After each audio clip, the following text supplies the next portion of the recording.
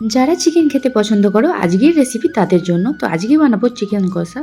So hello guys, welcome to Shraban cooking channel.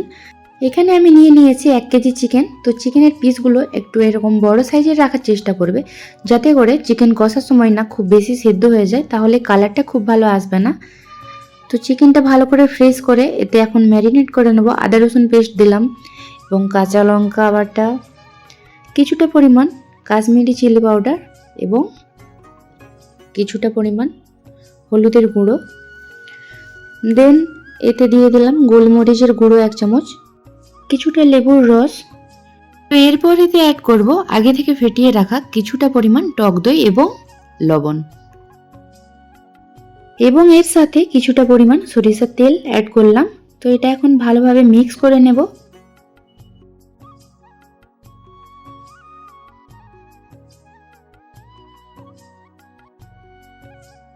তো দেখো এইভাবে ভালো করে ম্যারিনেট করে নিয়েছে একদম সুন্দরভাবে।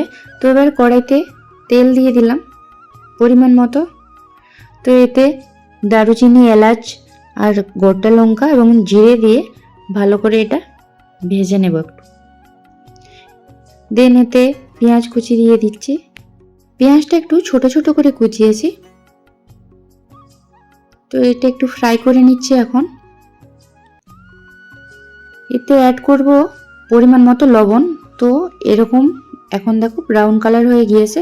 যতক্ষণ না ব্রাউন কালার হয় ততক্ষণ ফ্রাই করতে হয়। তো এতে এরপরে আদা রসুনের পেস্ট দিয়ে দিলাম। পেঁয়াজটা ভালো করে ব্রাউন কালারের ভেজে তারপরে আদা রসুনটা দিলাম এতে। তো আদা রসুনের পেস্টটাও আমার ভাজা ভাজা হয়ে এসেছে। তো এতে এখন অ্যাড করব কাঁচা লঙ্কা বাটা, পরিমাণ মতো একটু কাশ্মীরি চিলি পাউডার, হলুদ গুঁড়ো, ধনে গুঁড়ো, জিরে গুঁড়ো। তো এটা এখন ভালো করে মিক্স করে নেব। আর তোমরা যে যেমন ঝাল খাও সেরকম পরিমাণে লঙ্কা গুঁড়োটা দিও। আমি যেহেতু কাঁচা লঙ্কা বাটাটা বেশি দিয়েছি তাই গুঁড়ো লঙ্কা দিলাম না। তো এতে এখন অ্যাড করব টমেটোর পেস্ট। দেন এটাও ভালো করে মিক্স করে নেব এর সাথে। তো আমার মশলাটা দেখো এখন তেল ছেড়ে এসেছে। এতে পরিমাণ মতো আবারও লবণ দিয়ে দিলাম।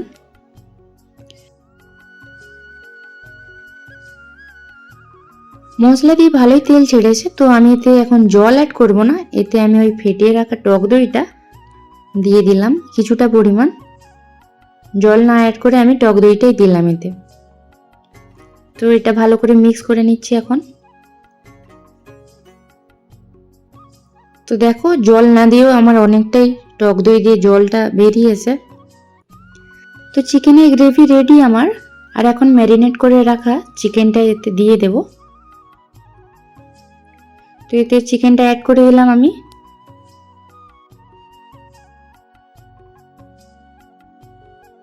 তো চিকেনটা ভালো করে এখন মিক্স করে নেব গ্রেভির সাথে।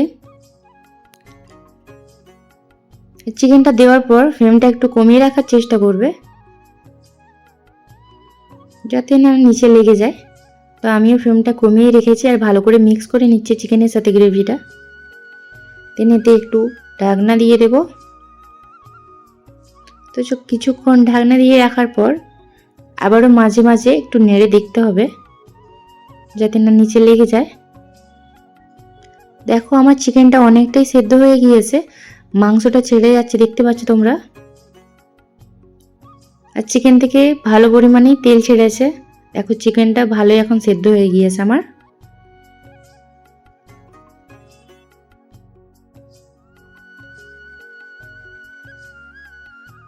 তো একটু নেড়ে আবারও একটু ঢাকনা দিয়ে দেব, মাংসটা আরো ভালো করে সেদ্ধ হবে।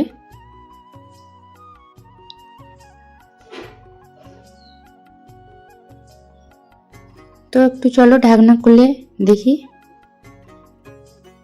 দেখেছো চিকেন দিয়ে এখন জলও বেরিয়েছে, যেহেতু দইটা দিয়েছিলাম। তো মাংস কষা রেডি আমার অনেকটাই। এতে ধনেপাতা একটু অ্যাড করে দিলাম আমি উপর থেকে। দেন এটা ভালো করে মিক্স করে নিচ্ছি।